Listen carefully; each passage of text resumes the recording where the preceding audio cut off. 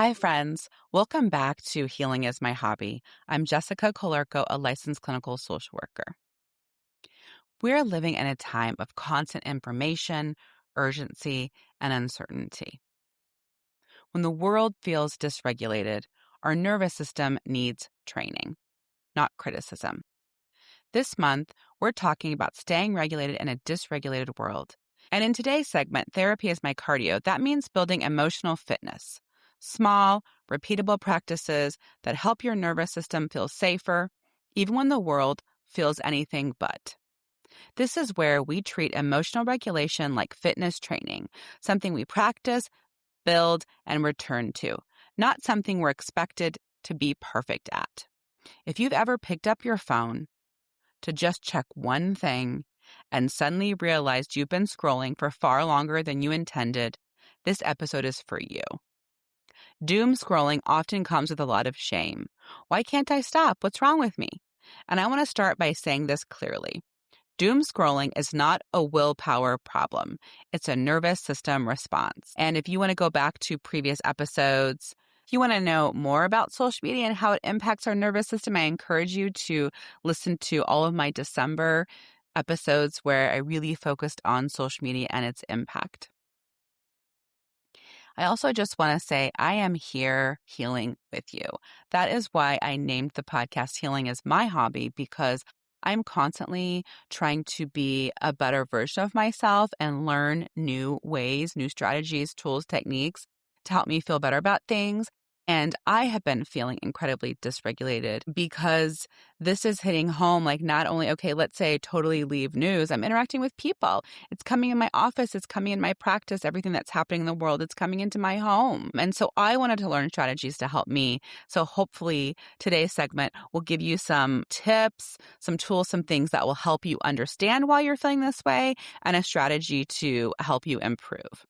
We always start Therapy is My Cardio with a warm-up.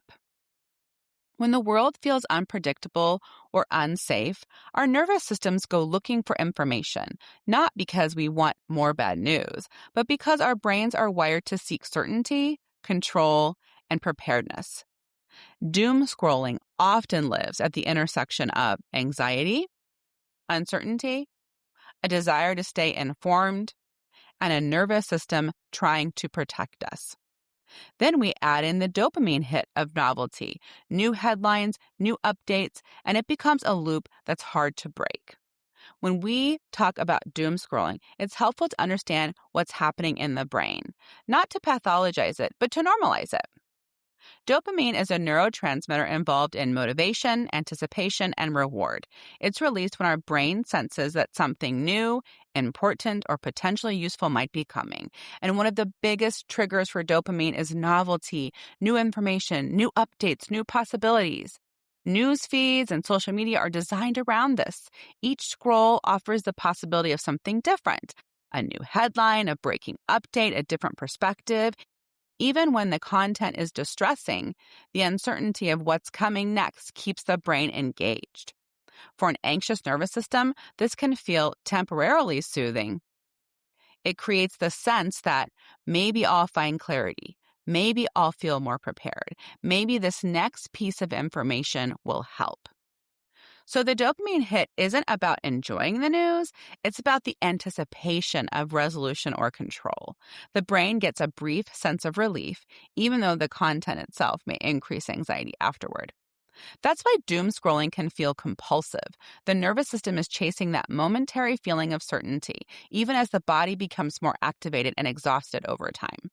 This isn't a lack of discipline. It's a brain doing exactly what it's wired to do, seeking information and safety in an uncertain environment. Once we understand that this loop is about safety, not weakness, it becomes much easier to interpret it with compassion instead of force. So if this is something you struggle with, I want you to hear this as a reframe, not a criticism. Your nervous system is trying to help. It just doesn't always pick the most supportive strategy. Our workout today is a 3-step doom scroll reset, and I'm not going to try to say that 3 times fast. So step 1, pause and name. Step 2, ground in the body. Step 3, replace, don't remove. So step 1, pause and name. Before changing anything, simply notice. I'm feeling the urge to scroll. Naming the urge creates a small pause between impulse and action, and that pause matters. Step 2, ground the body. Bring your attention out of your phone and into your body. Put your feet on the floor. Take one slow inhale and a longer exhale. I like breathing in through the nose, breathing out through the mouth. Notice one sensation: the temperature, pressure, movement. This helps your nervous system shift out of threat mode and back toward regulation. Finally, step 3, replace, don't remove. Instead of forcing yourself to stop scrolling, offer your nervous system another way to feel safe.